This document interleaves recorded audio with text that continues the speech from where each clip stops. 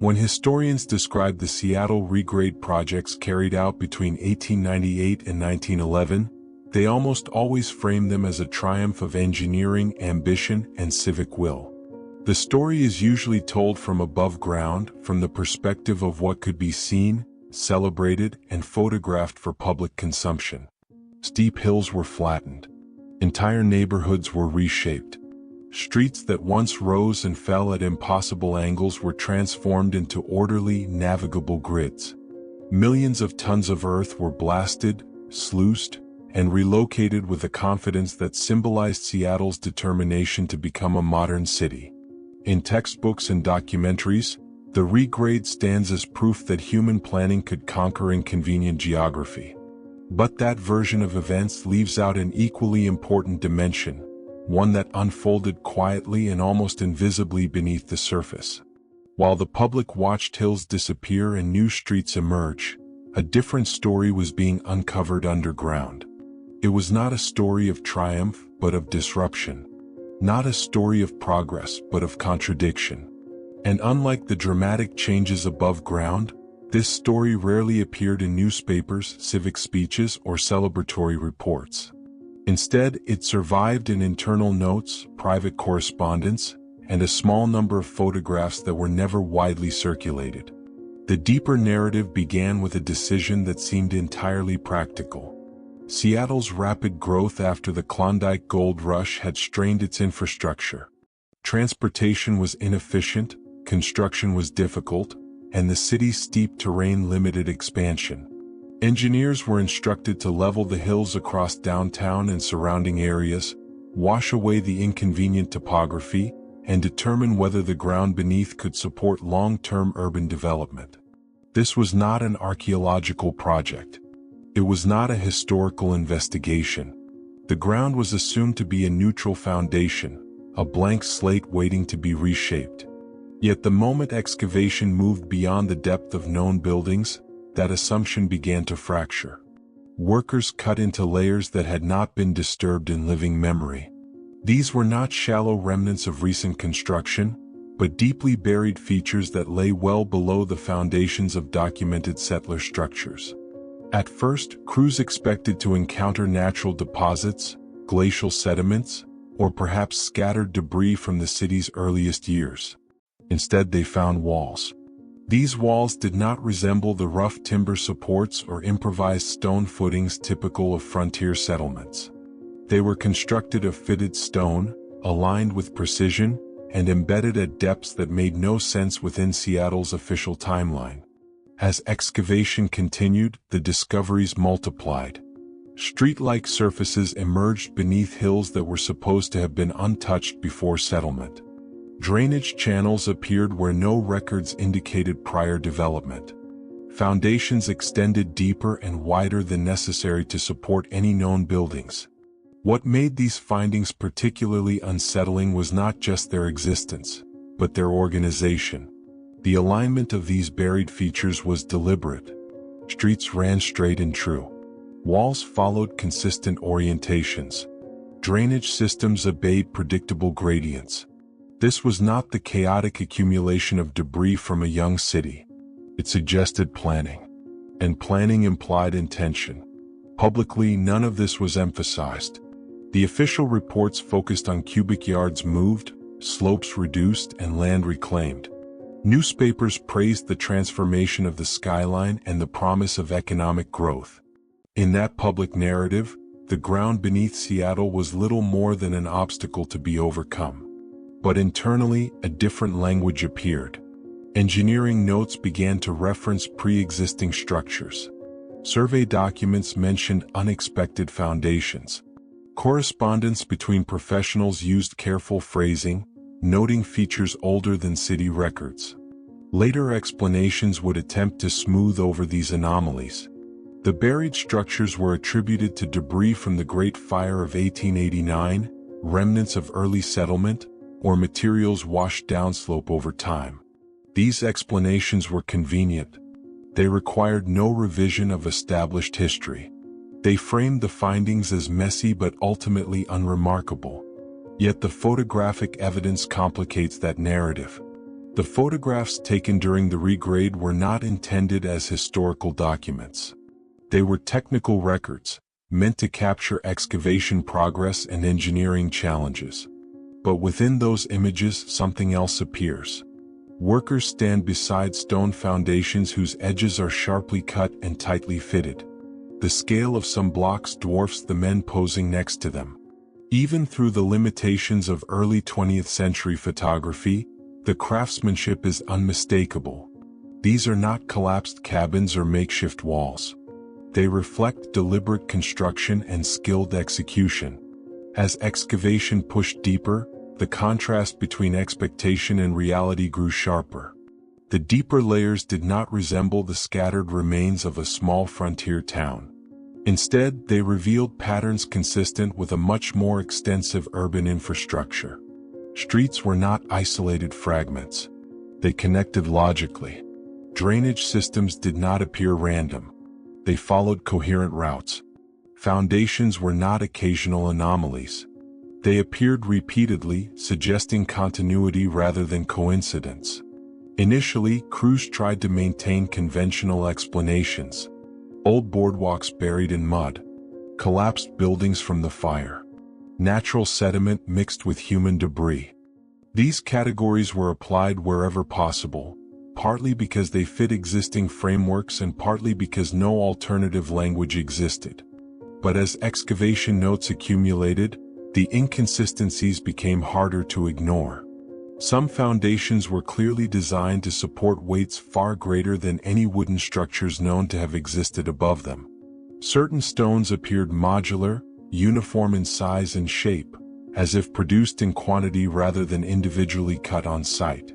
Street systems extended into areas that no city plan, map, or record showed any construction. These were not minor discrepancies. They raised fundamental questions about what had existed on the site before documented settlement. Surveying intensified these questions. Precise measurement was essential for the regrade, and survey teams were among the first to notice the scale of what lay beneath. Quietly, among themselves, engineers acknowledged that the infrastructure they were uncovering did not align with pioneer-era capabilities. The dimensions, layout, and sophistication suggested planning for a city larger and more developed than Seattle was supposed to have been in its early decades. None of this was framed in dramatic terms at the time. There was no talk of lost civilizations or ancient builders. The language remained technical and cautious. But beneath that caution was an unspoken recognition. The land had been built upon before, not with temporary shelters or scattered camps, but with permanent, organized construction. A city, or at least the skeleton of one, appeared to have existed where Seattle now stood. As these realizations accumulated, the tone of documentation began to change. Reports grew shorter. Descriptions became more general. Photographs shifted focus, capturing equipment and workers rather than the broader context of what had been uncovered. Excavation zones were filled in as soon as they were deemed unnecessary for immediate development. Throughout the early 1900s, sections of the underground landscape were reburied, covered with regrade earth and paved over to support new buildings. What remains today is fragmentary. A handful of photographs, partial notes, scattered references and engineering archives. Testimonies from archivists who encountered files before some of them disappeared or were reclassified. Yet even these fragments reveal a pattern that is difficult to dismiss.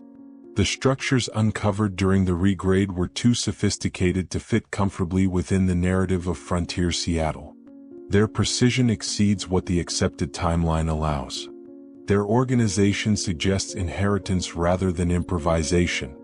When crews moved past the first recognizable layers beneath Seattle's hills, they expected geological simplicity. Glacial deposits, mud, perhaps a few traces of early settlement. Instead, they encountered stacked urban layers that behaved nothing like the stratigraphy of a normal frontier town. This alone should have prompted deeper investigation. Instead, it was quietly absorbed into the momentum of progress. One of the most striking anomalies was alignment. Each layer, whether associated with post-fire reconstruction, pre-fire settlement, or something deeper still, followed the same street grid. Streets from different depths ran directly above one another. Foundation walls shared identical orientations despite being separated by layers that should represent different eras of construction. Drainage systems followed consistent trajectories, as if every phase of building had obeyed an original blueprint. Different builders, different decades, and different needs do not normally produce such alignment. Yet beneath Seattle they did. It was as if each generation built atop the last without changing the underlying plan, even when official history claims no such plan existed. No city planner of record ever drew it. No archive preserves it. And yet, in stone and soil, its imprint remains. By the time the regrade neared completion, much of this underground story had been sealed away. The hills were gone. The streets were level. The city moved forward. But beneath the surface, layers of unanswered questions remained, buried along with the structures that raised them. The triumph celebrated above ground came at the cost of silence below it, a silence that still echoes in the fragments left behind. As the regrading of Seattle's downtown progressed, the discoveries made beneath the surface grew increasingly baffling, and the deeper the excavation teams dug, the more they found that defied all conventional expectations. At first, the process had been relatively straightforward. Excavation teams expected to encounter layers of natural deposits, maybe some remnants from the city's early years, and possibly debris from the infamous 1889 fire that had ravaged much of the downtown area. This was the narrative Seattle's engineers and planners anticipated, just an inconvenient reshuffling of dirt to reshape a young city into something more modern. However, as the work moved deeper, the reality of what lay beneath the hills began to challenge these expectations. The layers of earth revealed not just traces of early settlement, but something far more extensive, something far more organized. Street systems, built in clear and deliberate patterns, began to emerge at depths that should have been impossible, given the official timeline of Seattle's growth. These streets didn't resemble haphazard pioneer paths or the wooden boardwalks that characterized the early years of the settlement. They were paved with stones and meticulously designed, like streets meant for a much more sophisticated urban environment. And beneath these streets, they uncovered foundations that appeared far too substantial for anything that should have existed at the time of Seattle's founding. What had been thought to be the city's foundational bedrock, the first traces of settlement, was instead giving way to stonework that defied all known techniques and tools from Seattle's earliest days. The precision of the stone cutting was startling. The edges were too clean, too straight. The joints were too tight.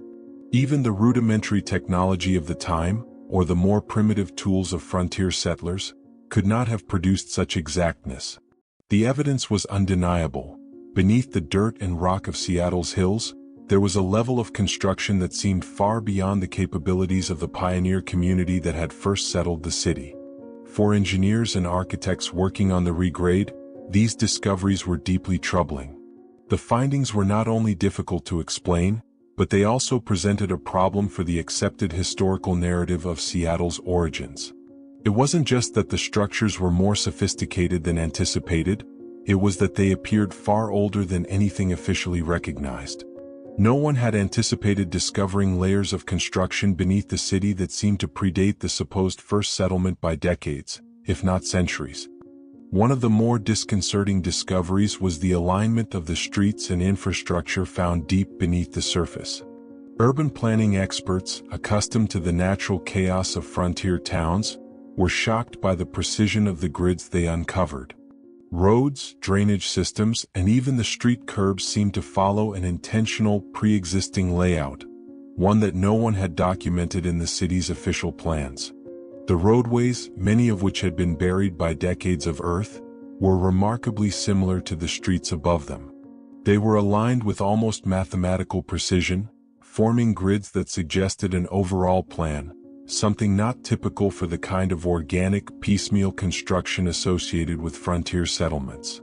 Furthermore, the drainage systems they uncovered did not resemble those that would have been built by settlers with rudimentary tools and knowledge. Modern engineers, upon studying the archival materials from the excavation, marveled at the sophistication of these systems. The gradients were perfectly engineered, allowing water to flow efficiently, in stark contrast to the crude drainage systems that were characteristic of pioneer-era construction. This discovery caused many experts to ask the question that none of them could answer at the time: how could these systems have been built so precisely by settlers who were only just learning to navigate the challenges of their new environment? As the excavation team moved deeper, more anomalies were uncovered, ones that further strained their understanding of Seattle's early construction. Stone foundations were found that appeared to be not just walls, but carefully planned architectural elements designed to bear loads far beyond what could be expected from typical wooden frontier structures. These foundations were large and robust, made of carefully shaped stone blocks that were fitted together with an attention to detail that suggested the work of experienced, skilled masons. What's more, some of these stone blocks appeared to be part of a modular system, suggesting that they were produced using advanced methods that were far ahead of the tools and techniques available in Seattle in the 1850s and 1860s. The deeper the excavation crews went, the stranger the discoveries became. Entire layers of stonework began to emerge, some of which looked as if they had been built for a city far larger and more developed than the modest frontier town Seattle was supposed to have been. Some of the most puzzling of these discoveries were drainage channels and underground systems that seemed to follow an intentional, carefully mapped route. The stones used to line these channels were not randomly placed but fit together with the kind of precision that would be expected from modern construction, not from a town that was just beginning to establish its basic infrastructure. At this point, even the most conservative engineers began to suspect that the history of Seattle was not as straightforward as they had been led to believe. Some began to consider the possibility that the city had been built on top of an older, much more developed urban structure, one that had been deliberately buried beneath the earth. This idea, though radical, was supported by the emerging evidence. The more the excavation teams uncovered, the more it seemed that the city of Seattle was sitting on top of an ancient urban environment, one far older and more sophisticated than anything the pioneers could have built. The discovery that posed the greatest challenge to the accepted historical narrative was the evidence of prolonged water saturation found in some of the deepest layers of construction. Some stone surfaces appeared to have been smoothed over by tidal action, while lower structures revealed signs of marine growth patterns, suggesting that they had been submerged for extended periods. This was particularly perplexing because Seattle was thought to have been built on tidal mudflats, with the land gradually being filled in over time.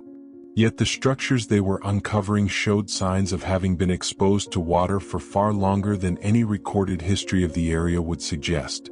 As the excavation continued, this submerged evidence became more and more difficult to ignore. Salt deposits were found embedded in the stone, which could only form after extended exposure to seawater. The official history of Seattle claimed that the city had been built on land that was filled in gradually after settlers arrived. But the evidence of prolonged submersion suggested something entirely different. How could these stone foundations have been submerged for such a long time if the land had only been filled in during the city's early years? This discovery prompted many questions but few answers. The official narrative of Seattle's history was being challenged in ways that no one had anticipated. The excavation photographs taken between 1898 and 1911, while not meant to be historical records, offered a glimpse of a different Seattle, one that existed long before the city's official founding. These photographs showed workers standing next to massive stone blocks, their scale dwarfed by the enormity of what they had uncovered. The blocks were cut with such precision that even today, masons and engineers struggle to understand how such perfect edges could have been achieved using tools from the 1850s. The most unnerving aspect of these discoveries was not just the existence of these ancient structures, but the silence that surrounded them. Despite the photographic evidence and the detailed observations recorded by engineers, very little was mentioned about these findings in official reports. The regrade project's official documentation barely referenced the sophisticated stonework and the strangely aligned streets they had uncovered. The few photographs that were taken were not compiled into city archives but were scattered across private collections, remaining out of the public eye for years to come. The silence surrounding these findings raises uncomfortable questions. Why, when such remarkable discoveries were being made, was there no serious attempt to document or preserve them? Why were the photographs not gathered into a comprehensive record? Why were the findings mentioned only in vague terms, with no real attempt to explore their implications? The answers to these questions may never fully emerge, but the pattern is hard to deny. The deeper the excavation teams dug, the more evidence emerged of a city beneath Seattle. One that was far more advanced and organized than anything the frontier settlers could have built. What they uncovered did not fit into the tidy historical narrative that had been constructed over the years. And when those discoveries were made, they were swiftly buried again. The most sophisticated infrastructure, the most precisely constructed features, and the most inexplicable evidence were all sealed away, covered by tons of earth and forgotten, as the city moved forward with its own narrative of progress. Perhaps the reason for this hasty burial lies in the nature of what was being uncovered. The deeper layers of Seattle's past didn't just reveal remnants of early settlement or evidence of the Great Fire. They revealed a city that seemed to exist long before the founding of Seattle. And for reasons that remain unclear, that version of history has been buried along with the stonework and street systems that could have told the story. As the regrade project in Seattle entered its final stages, the narrative surrounding the discoveries buried beneath the city began to change dramatically. No longer were the findings treated as curiosities to be cataloged and studied. The deeper excavations uncovered an increasingly complex and unsettling story, one that seemed to fly in the face of everything that had been accepted about the city's origins. What had initially appeared to be an exciting, albeit practical, urban engineering project had become something far more mysterious. With every new discovery, the team of engineers, surveyors, and city planners were faced with questions they could not easily answer, and the official narrative began to fray at the edges. While the early phases of the regrade had been focused primarily on the practicalities of leveling the hills and clearing space for the city's rapid expansion, the deeper they dug, the more the excavation revealed an intricate and highly sophisticated urban infrastructure that had been intentionally buried long before Seattle's official founding in 1851. The strange discoveries that had emerged so far, precisely cut stone foundations, vast street networks, drainage systems designed with mathematical precision, and evidence of water saturation from an earlier time, had already challenged the official timeline of Seattle's growth. But as the project moved into its final phases, the discoveries began to expose something far more elaborate and potentially dangerous to the conventional understanding of the city's history. One of the more peculiar findings was the discovery of extremely large and perfectly fitted stone blocks that formed parts of underground foundations, walls, and even street features. These stone blocks were not only massive but also displayed an accuracy in their shaping and placement that was far beyond what should have been possible for a frontier settlement in the mid-1800s. Some of the stonework was so finely crafted that even modern masons, skilled in the art of stone cutting, would be challenged to replicate the techniques that were evident in these ancient layers. As engineers and architects examined the stonework, many of them were forced to ask questions they hadn't expected to pose.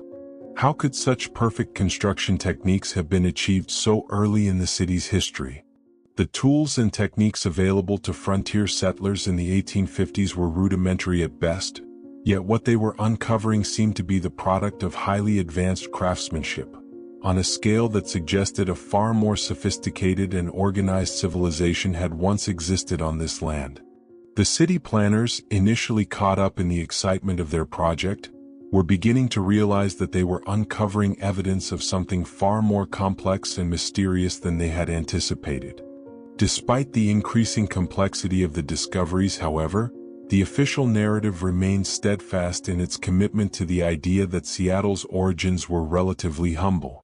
When the regrade project encountered evidence of foundations that didn't align with the accepted timeline of the city's growth, the prevailing explanation was that these were simply remnants of early structures that had been buried by the 1889 fire or washed away by the natural forces of erosion and flood. The idea that Seattle might have been built upon an earlier, far more advanced city was dismissed out of hand as highly speculative, and those who dared to entertain such notions were often dismissed as fantasists or conspiracy theorists.